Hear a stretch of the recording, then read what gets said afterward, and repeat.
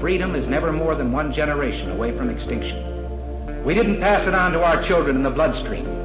The only way they can inherit the freedom we have known is if we fight for it, protect it, defend it, and then hand it to them with the well-taught lessons of how they in their lifetime must do the same. And if you and I don't do this, then you and I may well spend our sunset years telling our children and our children's children what it once was like in America when men were free.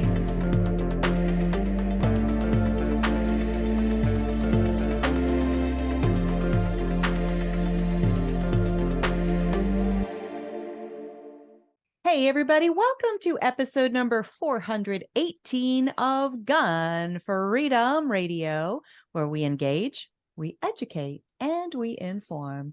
We are brought to you by azfirearmsauctions.com, where you set the price on guns, ammo, and accessories. I am one of your hosts, Cheryl Todd. And I'm the other guy, Dan Todd. Our theme today is pro-Second Amendment candidate in California. And our guest is Craig DeLuz. Craig is the president and CEO of 2A News Corporation. Craig is a small business owner and veteran elected official with more than 30 years of experience in California politics, including serving as president of the Robla School District for over a decade. And now Craig is a Republican candidate to US Congress for the state of California, challenging Democrat incumbent Congressman Amy Bera for the 6th Congressional District seat in November 2024. Wow. I have to stop because I stumbled because I saw 30 years experience in California politics.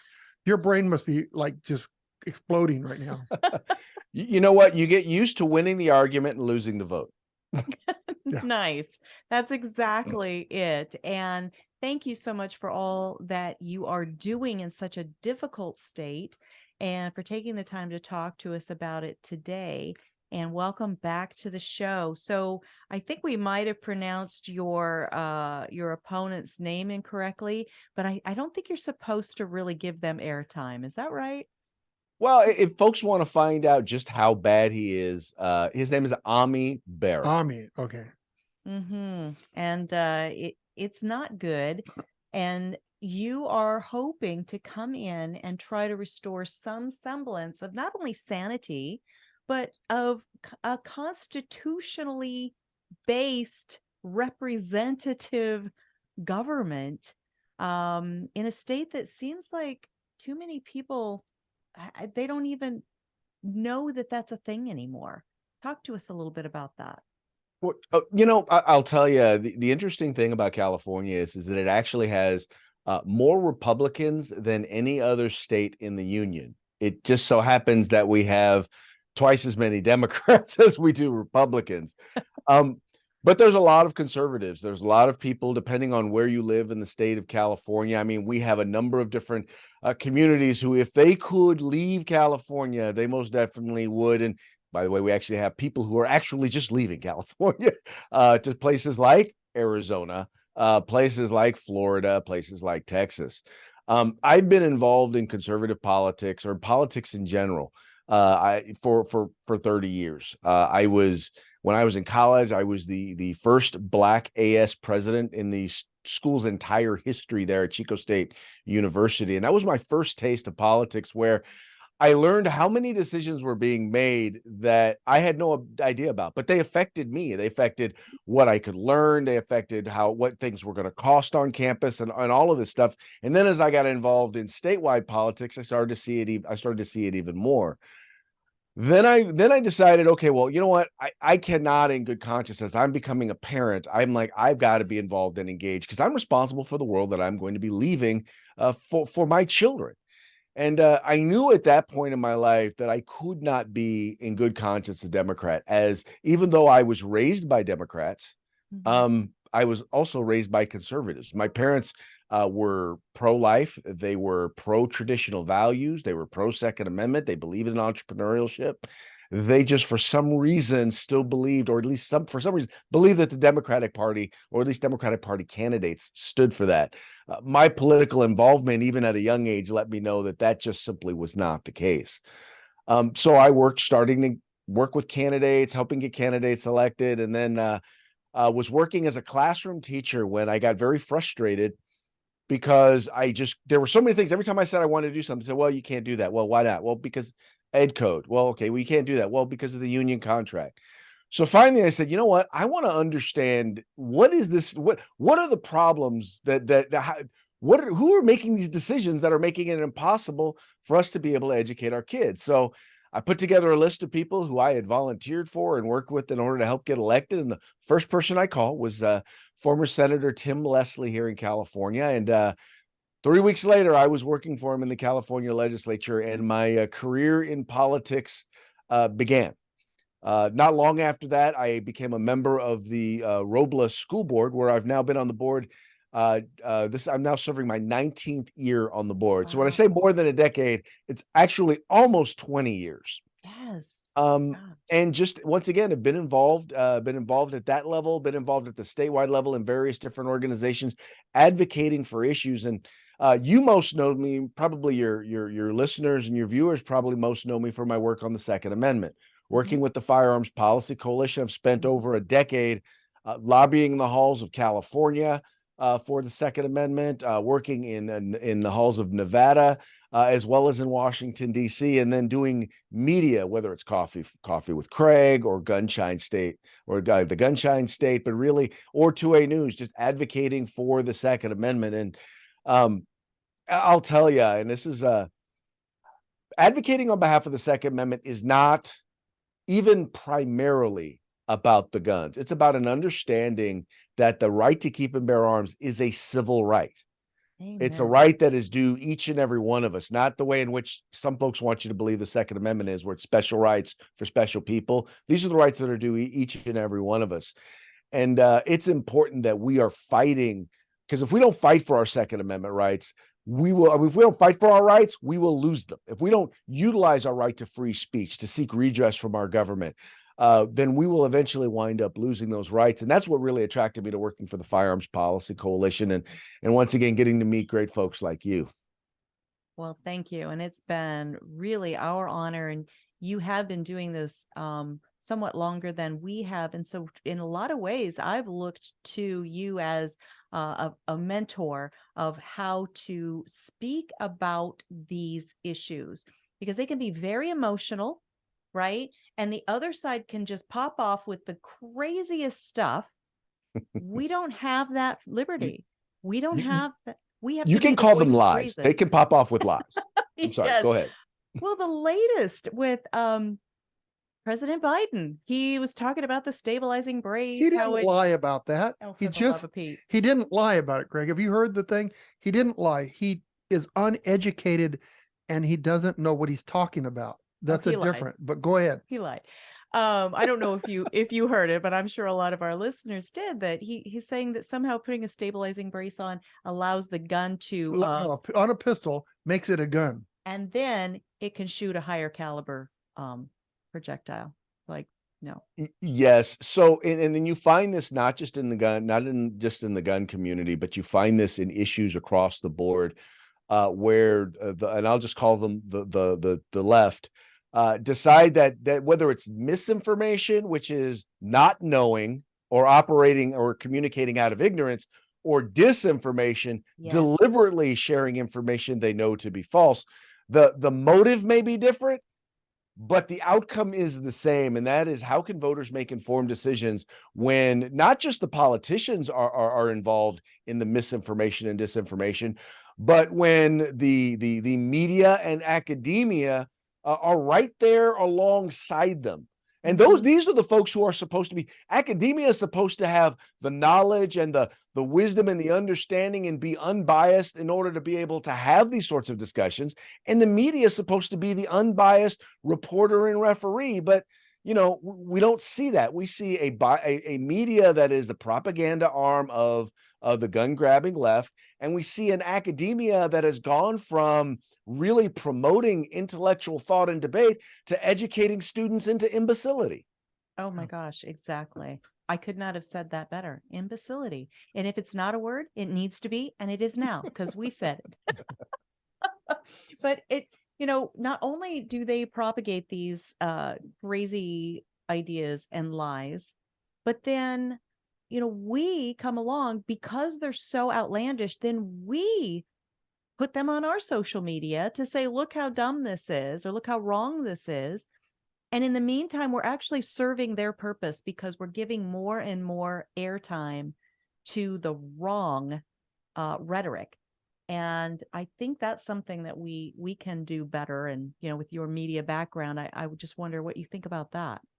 Well, we have to learn to do better. And in particular, we have to learn how to do better in the spaces where they are getting their information. We need to be better on social media. We need to be better on radio. We need to be better going and talking to the mainstream or the legacy media, and understand that, I'll tell you, as long as I've been doing this, what I will say about most reporters is I may not necessarily have been treated, I may not have gotten equal press, but I've always gotten fair press.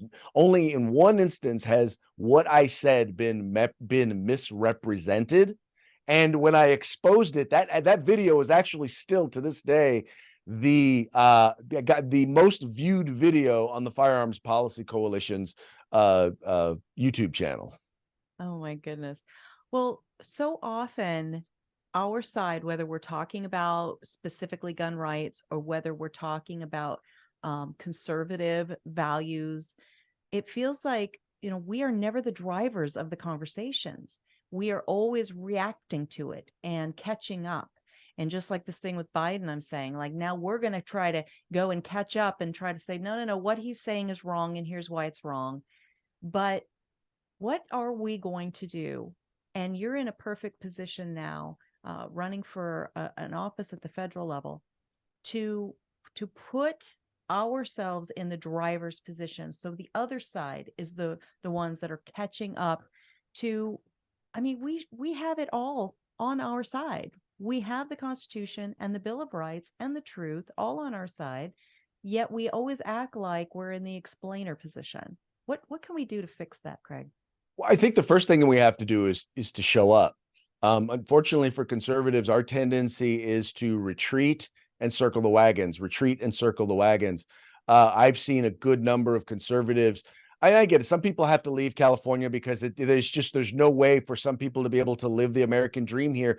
They have so made it through taxes and regulation, and then just what they're doing with education. They've made it so untenable to live in some parts of California. Good people, good conservatives have just up and left. I mean, Gavin Newsom was on Sean Hannity, and it was interesting.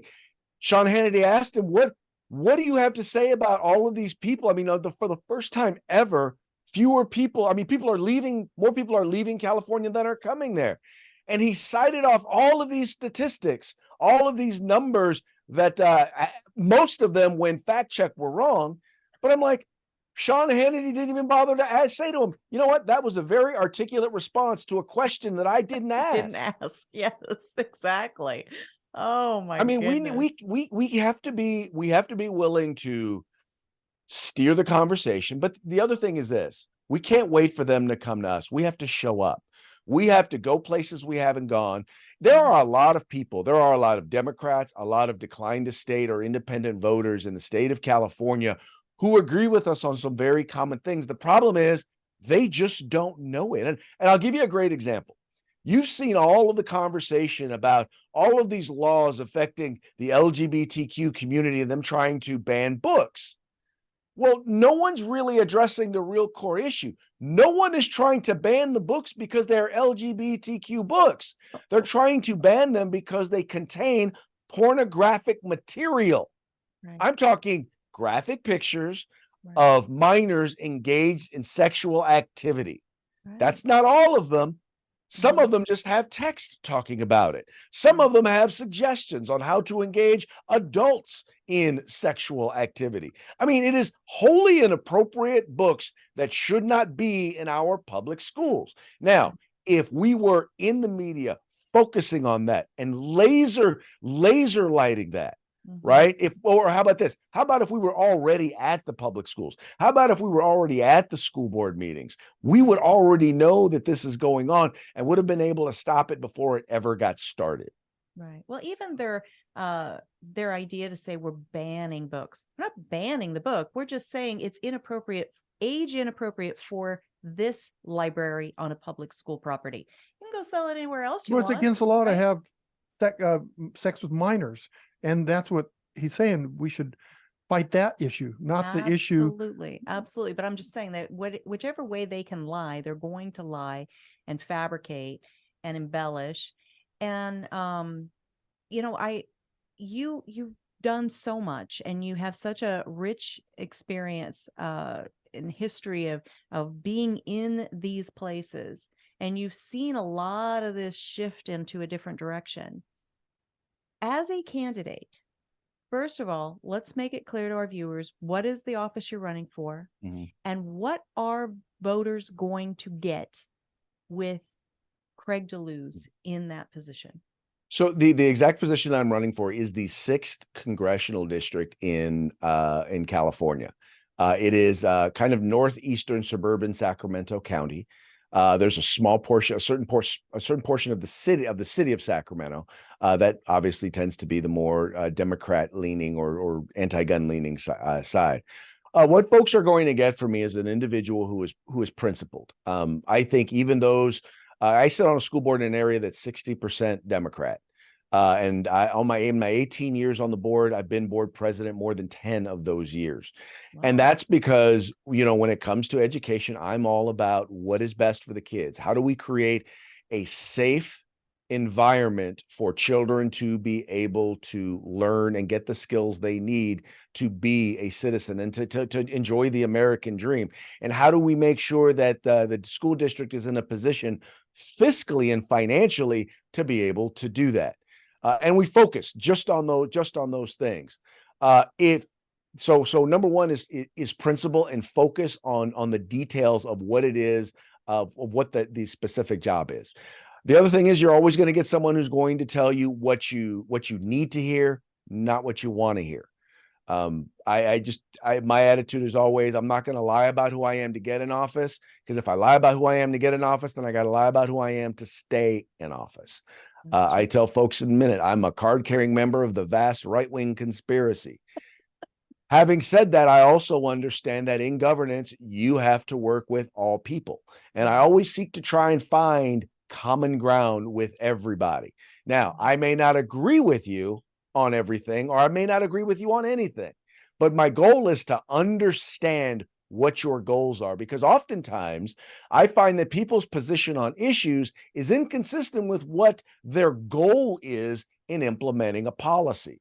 So if I can help them to meet their goal by implementing policy in a different way, in a way that is more consistent with the values upon which this nation is founded, then my goal is to help you to meet that end goal. I've been doing it on the school board. I've been doing it working with media. I've been doing it working within the Sacramento and within the state of California. And I've been pretty darn successful. The two members that I worked with passed on average 20 bills per session, which for a Republican in the California legislature is a lot. That's about 10 bills a year. And once again, and I'm not saying that they did that because of me. I'm saying that I learned that skill set from them in working for them for a decade. Mm-hmm. Boy, that's fantastic. I feel that, you are set up perfectly to be able to, your eyes are wide open to what is in front of you. And so I think you're set up perfectly to be a great candidate. And I know that political campaigns, they run on volunteers and they run on money. And right now with inflation going crazy, I can't imagine that money is easy to come by. So anybody out there listening who has an interest in helping preserve what little conservativeness is left in California, tell folks how they can support you in whatever ways they can. Well, I'll start by telling you that more this campaign is less about conservatism than it is common sense. Common sense says, we shouldn't have pornography in middle school books. Common sense says we need to have a secure southern border. If we're going to have a nation of law, be a nation of laws, we've actually got to enforce laws. Common sense says you got to allow law enforcement to do their jobs and arrest people when they commit crimes. Common sense says you shouldn't spend more money than you bring in. So we're focused on common sense. And so we believe that there's an even broader group of people out there, like I said, right now, who agree with us. They just don't know that they agree with us yet. Now, the challenge, as with anything in politics, is money. Unfortunately, oftentimes you're not considered a legitimate candidate unless you can raise a certain amount of money. And the hard part with that is that many people think that, well, if I can't give, $2,000 or $1,000, then I really don't, I can't really have an impact. And the reality is that you can have an impact, because now, in particular, with the digital universe we're in and social media, if you gave $25 and got 10 of your friends to give $25, and they got 10 of their friends to give $25, all of a sudden we're now into thousands of dollars. If I just had $10 from every single person who has liked a post where I said I was running for Congress, I would be well over $100,000 right now. That's what I'm talking about. I'm like, if you're a supporter, I need your support. If you can't give of your time, if you can't give of your money, give of your time. If you're not in the state of California, this race still matters to you for this reason. Right now, we have a majority in Congress by 5 votes. Guess how many seats we picked up in California in Congress this past year that were how many of the competitive seats we won to keep us a majority? 5. That means that who gets elected in California can have an impact on your right to keep and bear arms, no matter what state you are in. So I need people who are willing to not just donate, but willing to share the fact that they're supporting me, that there's someone who's not just someone who supports the Second Amendment, but someone who has, as a part of their career, advocated for the right to keep and bear arms in the media, in the halls of government, and in the community. If that's the kind of candidate you want to support, all you got to do is go to CraigDeLuz.com and click the donate button. Fantastic. I love it. Thank you so much for your time. Thank you for what you're doing. And you've got our support. We're in Arizona. We are your neighboring state. And what happens in California is finding its way over here. So we are very invested in helping you with to have success with your campaign. Well, we will do what we can to prevent the Californication of our neighboring states. Thank you. So appreciate it. All right, Craig, thank you so much. We'll definitely check back in with you soon. Thank you so much for having me. All right. Bye-bye. God bless. Bye-bye. God bless. We need more people like that. We do. Especially California needs more people like that. But one of the biggest problems is a lot of conservatives are moving out of California. And it's just going to make it harder for him, the harder struggle. So, and that is the hard thing, is that even maybe the conservative-ish people that move to Arizona because they're tired of what's going on in California, they do come over here and Californicate, right? But to use the phrase, they just keep voting, what they're used to, and it's showing already this quickly. Yeah. So we've got to get back to our founding documents and our roots. And I think that they blame, so like if you're a Democrat and you vote Democrat in California, and then you move to Arizona because you don't like the laws and the way things are, and you blame it on the person instead of the party. Yeah. And we should be thinking about the party. The platform. Right. And so I don't know. Well, I wanted to mention that there was a really good article written about Craig and his run and a little bit about its opponent. It was written by our friend John Petrolino in Bearing Arms. So look that up when you're looking on, I think it's on Facebook. It's you start typing Second Amendment and then Bearing Arms comes up. If you're looking online, then it's Bearing Arms. And John, he does an awesome job. He does an awesome job. I can hear his voice every time I read something that he does. But I wanted one other thing. Newsom's probably super excited that the conservatives are leaving California, because for everyone that leaves gives him just a little bit more control. And that's a sad thing. Consider. Yeah. That really is. But I loved what Craig said. There's more Republicans, but they're still, Yeah. even more Democrats. But But then the other thing too is like San Francisco, Sacramento, and LA control the whole state. it's like that in Illinois Yeah, as well. Chicago has Illinois, and it's Go to there's the like outskirts where yeah. the real people live. Yes, I Yeah. said that. right, and they I love said what I said. they love. I won't even say they love guns. They love our Constitution.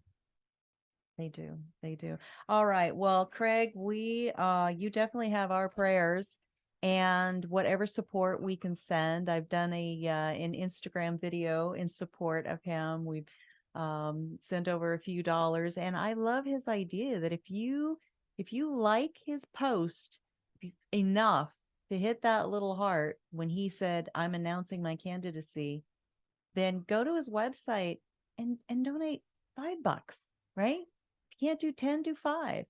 You can But do maybe 10. you can do the 25, You or can do maybe you 10. can do a little bit more. And if we aren't getting behind these kinds of candidates, then what'd you say? We get what we get, Yeah. right? Good friend of mine, the late Dave Kopp, founder and president of the AZCDL, he used to say, and I think he was quoting somebody else, I'm gonna have to look this up, but he used to say, just because you don't care about politics doesn't mean that politics aren't going to take an interest in you. So, and they certainly do, right? Through the IRS, through the ATF, through any of those three-letter agencies. So to get somebody like Craig at that federal level, I think is, it's a no-brainer, people. That's something we need to get behind. You know, I was just thinking about the IRS today. They probably don't need all those agents now that they cracked the Biden case. And yeah, just Biden get those fees, all those unpaid. $100,000 for 2 years, each year. $100,000 he confessed to. I mean, who's the he? Tell our viewers. Hunter Buttard pleaded guilty. $100,000 a year, 2 years. But do you think that he's going to face the same weight of penalties and the law? He's done. He's confessed, and now it's done. Most likely. Okay, so my question stands. Well, do you no, think he wouldn't. If it was you who had done that, and he's sitting right next to you and he did it, do you think that your outcomes and your consequences are going to be the same? No. And that's a problem. Not even close. I think everybody would agree with what Dan just said, that our penalties and our consequences are going to be different. And the thing is here's the deal. Well, people would say, well, it doesn't matter because Biden's going to pardon him anyway. And he will, but force him to pardon him. Let's get that on his record. Charge him for what he did. He illegally bought a firearm. He threw a firearm in the dumpster. He 2 years, $100,000 each for tax evasion. Charge him with those, convict him of it, and then let his dad pardon him. So let's say that he does get pardoned. He will get pardoned. Do you think you would get pardoned? No, but the thing is, we know that's not right. But let Biden be forced to do it. No, we're not going to get pardoned. We're going to get fined. That $100,000 is going to be a $200,000 fine now. And this is the problem. Yeah. And we're seeing it right in front of our faces. And I think it's more of that. We're always catching up.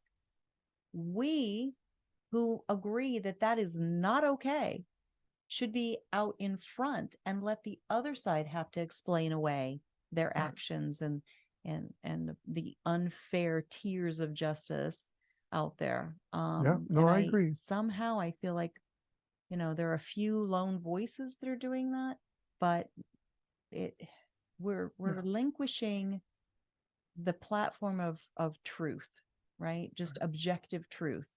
And we need to reclaim that. All right. Well, we got to scoot on out of here.